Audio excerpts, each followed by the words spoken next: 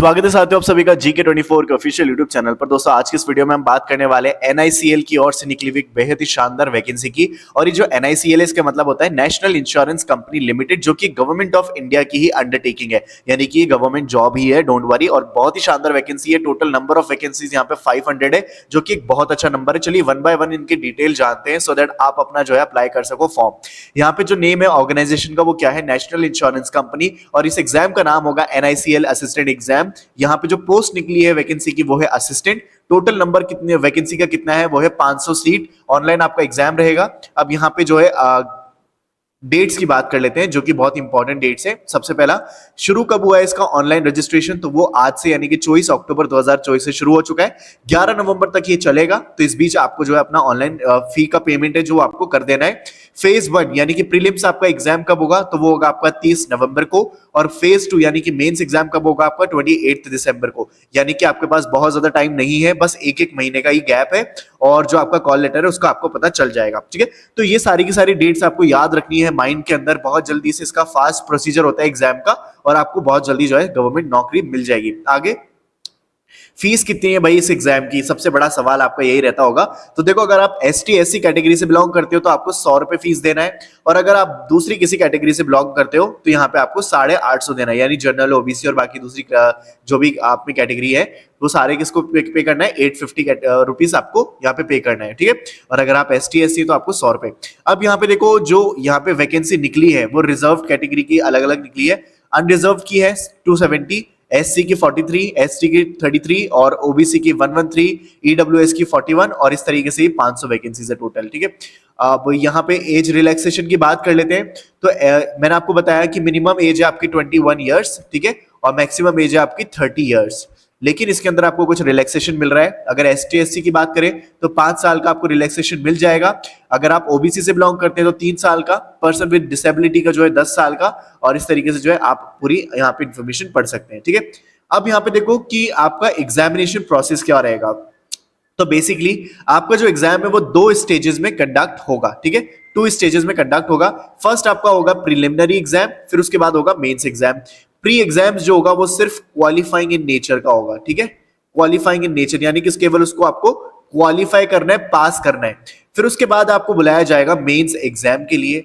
अगर आपने इसको क्वालिफाई कर लिया होगा तभी आप मेंस एग्जाम में बैठेंगे। और जो यहाँ पे आपका फाइनल सिलेक्शन होगा वो आपका किसके बेसिस पे होगा, वो होगा आपका मेंस के बेसिस पे। मेंस एग्जाम जो होगा यानी कि सेकंड स्टेज जो होगी, इसके बेसिस पे आपका मेंस एग्जाम के बेसिस पे सिलेक्शन होगा। फिर तीसरा जो है यहाँ पे एक नॉर्मल सा टेस्ट होगा जो कि आपका रीजनल लैंग्वेज में होगा। अब भाई ये क्या है, तो देखो आप कोई भी स्टेट से बिलोंग करते हो, फॉर एग्जाम्पल अगर आप राजस्थान से बिलोंग करते हो तो राजस्थान में जो है यहाँ पे मेनली हिंदी बोली जाती है। या फिर आप यूपी से बिलोंग करते हो तो यहाँ पे हिंदी बोली जाती है। तो आपको जो है अपने स्टेट की लैंग्वेज आनी चाहिए ताकि आप उस ऑफिस के अंदर बैठ के उस यानी कि उस भाषा के अंदर आप कम्युनिकेट कर सके, उसके अंदर कंफर्टेबल हो सके। तो ये टेस्ट बस इतना ही है, यही असेस करने के लिए इसको बनाया गया है। एजुकेशनल क्वालिफिकेशन मैंने अभी आपको बताया नहीं है, तो लेकिन ये जानना बहुत जरूरी है क्योंकि बहुत ही आसान है। यानी कि केवल आपको ग्रेजुएट डिग्री चाहिए, ग्रेजुएशन की डिग्री चाहिए और कुछ भी नहीं। चाहे फिर आपने BA किया हो या फिर आपने BBA किया हो, BCA किया हो या फिर BCom किया हो या फिर कुछ और भी किया हो, यानी आपको केवल ग्रेजुएशन की डिग्री चाहिए और कोई भी पर्टिकुलर मार्क्स आपको नहीं चाहिए।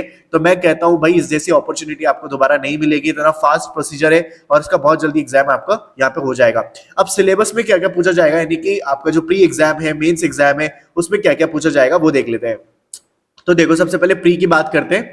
तो यहाँ पे आपके जो सब्जेक्ट रहने वाले हैं वो रहने वाले इंग्लिश, रीजनिंग और क्वांट, यानी कि 3 सब्जेक्ट जो है आपके टोटल रहेंगे प्री के अंदर। और उनमें कितने क्वेश्चंस होंगे, 30 क्वेश्चंस आपके इंग्लिश से पूछे जाएंगे, 35 रीजनिंग से और 35 क्वांट से। ठीक है, ये आपका यहाँ पे रहने वाला है टोटल नंबर ऑफ क्वेश्चंस। अब यहाँ पे देखो कितने हो गए, ये 30, 35 एंड 35, तो ये हो गया आपके 100 question. Total number of question 100 marks के होंगे, यानी कि एक क्वेश्चन 1 मार्क का होगा। और यहाँ पे नेगेटिव मार्किंग भी है 1/4 की। अगर आपने कोई भी गलत क्वेश्चन अटेम्प्ट किया तो आपको पेनल्टी 1/4 मार्क्स की देनी होगी। टाइप ऑफ एग्जाम यहाँ पे कैसा रहेगा, ऑब्जेक्टिव, यानी कि क्वेश्चन और उसके सारे बहुत सारे ऑप्शन, उसमें से आपको करेक्ट आंसर टिक करना है। लैंग्वेज जो है हिंदी और इंग्लिश आप जो भी है आप सेलेक्ट कर सकते हो, एक्सेप्ट इंग्लिश एग्जाम का, क्योंकि वो तो इंग्लिश में ही रहेगा। उसके बाद आ जाते हैं मेंस को। मेंस में देखो क्या है, अब जब आप प्री एग्जाम्स को क्वालिफाई कर लेते हो फिर आपको बुलाया जाएगा मेंस के लिए। अब ये बहुत ही इंपॉर्टेंट होने वाला है क्योंकि फाइनल सिलेक्शन आपका इसी के बेसिस पे होगा। इसमें आपसे जो यहाँ पे पूछा जाएगा क्वेश्चन वो 5 सब्जेक्ट से पूछे जाएंगे। पहला है रीजनिंग, दूसरा है इंग्लिश लैंग्वेज, तीसरा है numerical ability, journal awareness and computer knowledge. तो यहाँ पे 2 सब्जेक्ट और ऐड हो जाएंगे जिसमें जर्नल अवेयरनेस और कंप्यूटर नॉलेज इंक्रीज हो जाएगा। ठीक है, अब यहाँ पे देखो रीजनिंग से कितने सवाल पूछे जाएंगे, तो वो है 40, इंग्लिश से भी 40, न्यूमेरिकल एबिलिटी से 40 और बाकी दूसरों से भी 40।